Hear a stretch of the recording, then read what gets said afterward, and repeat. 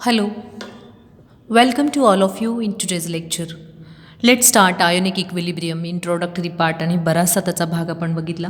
Reversible irreversible reaction as well as त्याच्या जे काही कन्सेप्ट आहेत. आयोनिक इक्विलिब्रिया म्हणजे काय किंवा केमिकल इक्विलिब्रिया म्हणजे काय, नॉन इलेक्ट्रोलाइट या सगळ्या कन्सेप्ट बघितल्या. वीक इलेक्ट्रोलाइट काय आहे, ॲज वेल ॲज आणखी एक महत्त्वाचा पॉईंट बघितला की डिग्री ऑफ डिसोसिएशन, ज्याला DOD असं पण म्हटलं जातं की डिग्री ऑफ डिसोसिएशन काढण्याचं फॉर्म्युला.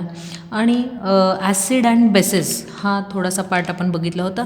त्याच्यामध्ये आपण सांगू शकतो acid what is a generally acid. आपण ॲसिड आणि बेस जनरली कसं ओळखतो, तर acid is sour in taste as well as it neutralized in a base and acid get convert blue litmus red.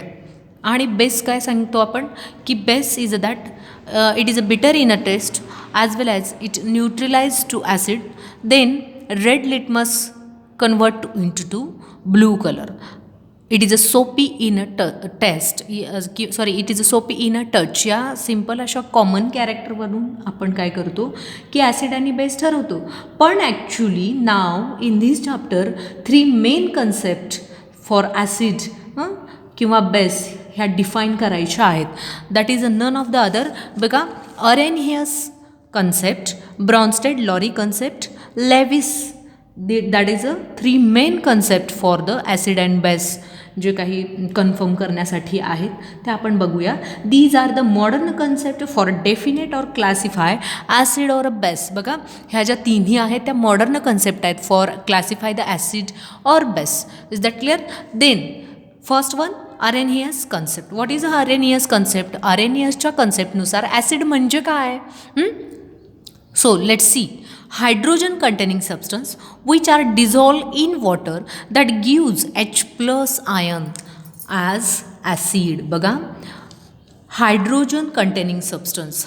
Okay, असं सबस्टन्स ज्याने hydrogen content केला आहे, but when it dissolve in water it gives H plus ions. H plus ions देत असेल तर तो nothing but काय आहे, ॲसिड आहे. म्हणून आपल्याला इथे एक्झाम्पल पण पाहायला मिळेल.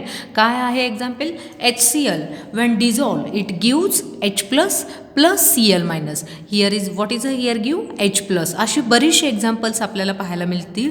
H2SO4, HBr, HF. It gives H plus ion when dissolve in water. बघा, hydrogen containing substance which dissolve in water it gives H plus ions, that is called as acid. असा compound ज्यामध्ये hydrogen असलं पाहिजे आणि जो पाण्यात dissolve केला तर तो काय देईल रे आपल्याला, H प्लस आयन देईल आणि त्याला आपण काय म्हणतो, ॲसिड असं म्हणतो. बघा, इथे आपल्याला पाण्यात डिझॉल्व केल्यानंतर H प्लस आयन दिलं आहे. इथे आणखी एक एक्झाम्पल आपण बघितलं आहे. बघा, CS3C डबल बॉन्ड OH, ज्याला की आपण विनेगार असं म्हणतो. When it dissolve in water it gives H plus ion. हा जो आयन इथे बॉन्ड आहे तो ब्रेक होतो आणि आपल्याला H plus ion found out होतो. त्याला आपण काय म्हणतो, तर it is nothing but acid. आलं लक्षात? अरेनियसने खूप सोपी कन्सेप्ट सांगितली की H प्लस आयन तयार झाला की ते ॲसिड आहे. नाव according to the Arrhenius base. आता अकॉर्डिंग टू अरेनियस बेस म्हणजे काय आहे, तर त्याची डेफिनेशन दिली आहे त्यांनी. These are compound hydroxy compound which dissolve in water gives OH minus. हा असा कंपाऊंड आहे जो की वॉटरमध्ये डिझॉल्व केल्यावर OH मायनस हा आयन आपल्याला देतो. That gives OH minus is called as a Arrhenius base. त्याला आपण काय म्हणतो रे, तर अरेनियसचा बेस म्हणतो. दीज आर कंपाऊंड म्हणजे hydroxy compound which dissolve in water gives OH minus ions. Okay, तो काय देतो आपल्याला, तर OH मायनस आयन. त्याच्यामध्ये ऑलरेडी हायड्रॉक्सी कंपाऊंड असला पाहिजे. एक्झाम्पल NaOH गिव्ज, आहे की नाही, when dissolve it gives OH minus and Na plus ions, आहे की नाही. आणि हा जो OH मायनस आपल्याला देतो त्याला आपण काय म्हणतो, अरेनियसचा बेस असं म्हणतो. मग या अरेनियसने काय सांगितलं की असा कंपाऊंड ज्याच्यामध्ये H प्लस आयन आहे आणि जो पाण्यात डिझॉल्व केल्यावर तो देतो आपल्याला, तो असतो ॲसिड. आणि OH मायनस त्या कंपाऊंडमधनं व्हेन पाण्यात डिझॉल्व केल्यावर OH मायनस भेटतो तर तो बेस आहे असं अरेनियसने सांगितलं. परंतु ह्या जर का गोष्टी विचारात घेतल्या तर त्याचे काही लिमिटेशन्स होते ह्या कन्सेप्टनुसार. बघा ना, आता पहिलंच आपण बघूया लिमिटेशन. लिमिटेशन H+ आणि OH-, हे कंपल्सरी त्या कंपाऊंडमध्ये असलंच पाहिजे, तरच मग तो ॲसिड आणि बेस आहे. समजा एखाद्या ॲसिडमध्ये किंवा एखाद्या बेसमध्ये ॲसिडमध्ये H+ नसला आणि OH- त्या सबस्टन्समध्ये नसला, तर मग आपण कशावरून ठरवणार की ते ॲसिड आहे का बेस आहे की नाही? म्हणजे इथे लिमिटेशन्स आले. देन म्हणजेच काय, जर का कंपाऊंडमध्ये त्या H+ आयन असेल, OH- आयन असेल, तरच आपण त्यातनं कन्फर्म करू शकतो की ॲसिड आहे ऑर बेस आहे, असं आहे की नाही? म्हणजे हे एक लिमिटेशन झालं. देन बघा AlCl3, BF3, these R acid. Actually बघा इथे दाखवले आपल्याला AlCl3, BF3 हे काय आहेत? ॲसिड आहेत, पण नॉट अकॉर्डिंग टू अरेनियस. अरेनियसच्या मताप्रमाणे नाहीत. का बरं नाहीत? कारण अरेनियसने काय सांगितलं, ॲसिड कसा ओळखतो, तर ॲसिड काय करतो, जो डिझॉल्व केल्यानंतर आपल्याला H+ आयन देतो, ज्याच्यामध्ये हायड्रोजन कंटेनिंग सबस्टन्स असायला पाहिजे, आणि याच्यात तर नाही आहे, याच्यात अल्सो नाही आहे. म्हणून हे जरी ॲसिड असलं तरी आपण अरेनियसच्या अकॉर्डिंग किंवा ते फाइंड आउट करू शकत नाही. म्हणजे हे सुद्धा त्याच्यावरती एक काय म्हणूया की त्याचं एक लिमिटेशन झालं की हे नाही फाइंड आउट करू शकत आपण.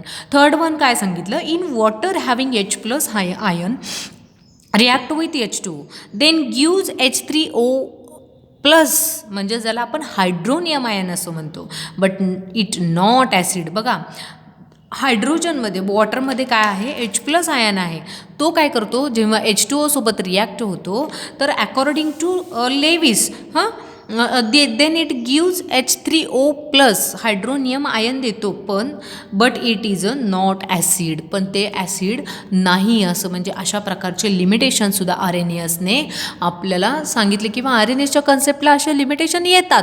जरी का त्यानं ती थेअरीमध्येच सांगितलं की H+ आयन दिला तर तो ॲसिड, OH- आयन दिला तर तो बेस, परंतु काही गोष्टींमध्ये जर का H+ आयन नसला, OH- आयन नसला, तर मग आपण कसं शोधणार ॲसिड आणि बेस? म्हणून हे लिमिटेशन्स जे आहेत ते त्या थेअरीला लागू होतात. That's it. Now let start second theory. बघा आपण ॲसिड आणि बेस ओळखायच्या 3 मेन थेऱ्या किंवा 3 मेन कॉमन थेअरीज स्टडी करणार आहोत. त्याच्यामध्ये पहिली होती अरेनियस, सेकंड आहे Bronsted Lowry. What is a Bronsted Lowry concept? See, it is a more general theory. एक खूप जनरल थेअरी आहे, which is derived in 1923. It also called as Bronsted Lowry proton transfer theory. याला proton transfer theory also असं म्हटलं जाते. मग बघूया ब्रॉन्स्टेडच्या मतानुसार ॲसिड काय आहे रे आणि बेस काय आहे? Substance which donates proton. बघा महत्त्वाचा वर्ड लक्षात ठेवायचा, donate proton, that is acid. Substance which accept proton from another substance. बघा दुसऱ्या एखाद्या सबस्टन्सकडून प्रोटॉन घेणार, accept proton from another substance, that is a base. बघा ब्रॉन्स्टेड आणि लॉरी यांच्या कन्सेप्टनुसार ॲसिड कोणाला म्हणतायत ते, तर ॲसिड असा सबस्टन्स आहे की जो आपल्याकडे असलेले प्रोटॉन डोनेट करतो, दुसऱ्यांना देतो, तो आहे ॲसिड, आणि दुसऱ्यांकडून घेतो, तो आहे बेस. Is that clear? बघा फॉर एक्झाम्पल आपण इथे बघूया, HCl + NH3 gives NH4+ + Cl-.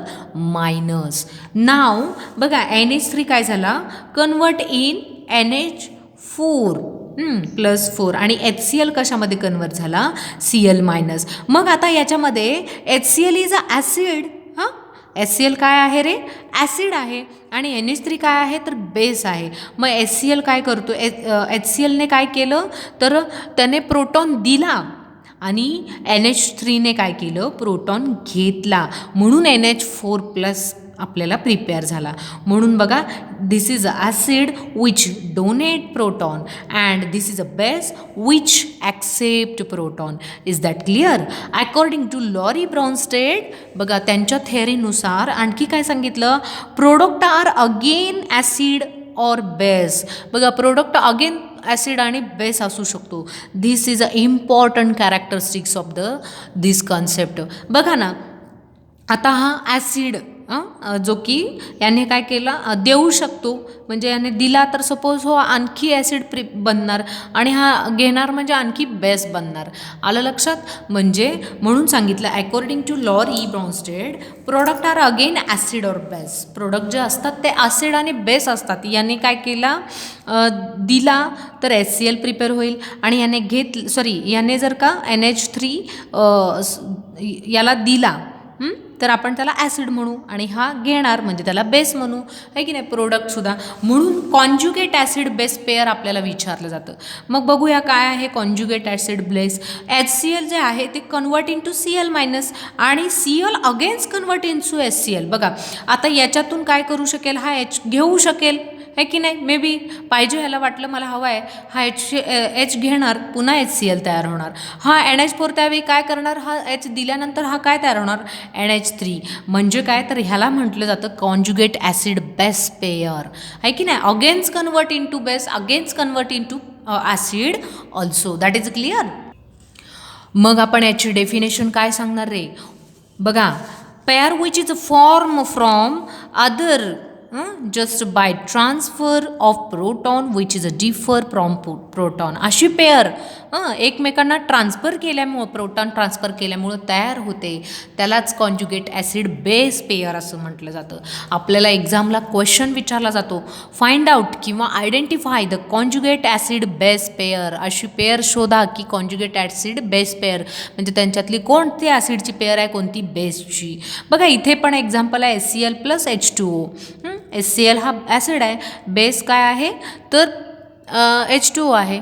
आणि ब्रॉन्स्टेड लॉरीच्या मतानुसार काय आहे रे आपला ॲसिड, म्हणजे जो की प्रोटॉन देतो. बघा एखाद्याला आपण पैसे दिले, हे की नाही, मदत केली म्हणजे आपण ॲसिड. जस्ट जनरल कम्पॅरिझन करतोय आपण की कन्फ्युजन होऊ नये.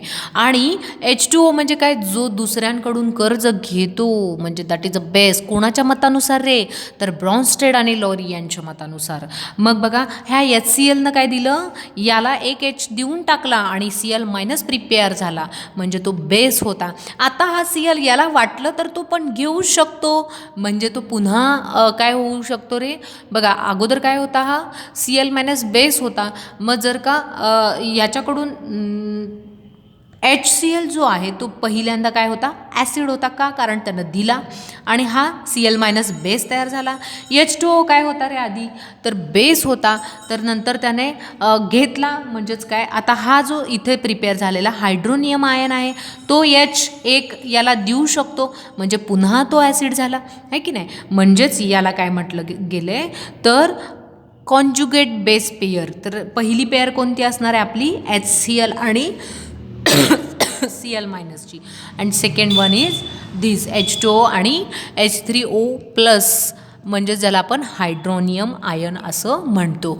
आरेनियसने काय सांगितलं, आरेनियसच्या अकॉर्डिंग ॲसिड काय आहे कन्सेप्ट, तर जो आपल्याला H+ आयन देईल डिझॉल्व केल्यानंतर, आणि बेस कोणता असेल जो OH- आयन देईल. परंतु अकॉर्डिंग टू ब्रॉन्स्टेड आणि लॉरी यांच्या दोघांच्यानुसार काय आहे तर according to this concept acid कोणाला म्हणायचं की जो प्रोटॉन देईल H+ आयन, आहे की नाही. आणि बेस कोण असेल तर तो जो प्रोटॉन ॲक्सेप्ट करेल. आलं लक्षात. ह्या दोन्ही बाबतीत कन्फ्युजन होऊ देऊ नका. ओके, समजलं. याचे लिमिटेशन्स पण आपण बघितले, ॲसिड बेस कॉन्ज्युगेट पेअर काय आहे ते पण बघितलं, आणि जी लेवीज कन्सेप्ट आहे जी की महत्त्वाची आहे ती आपण नेक्स्ट लेक्चरला बघूयात. Thank you for attending lecture.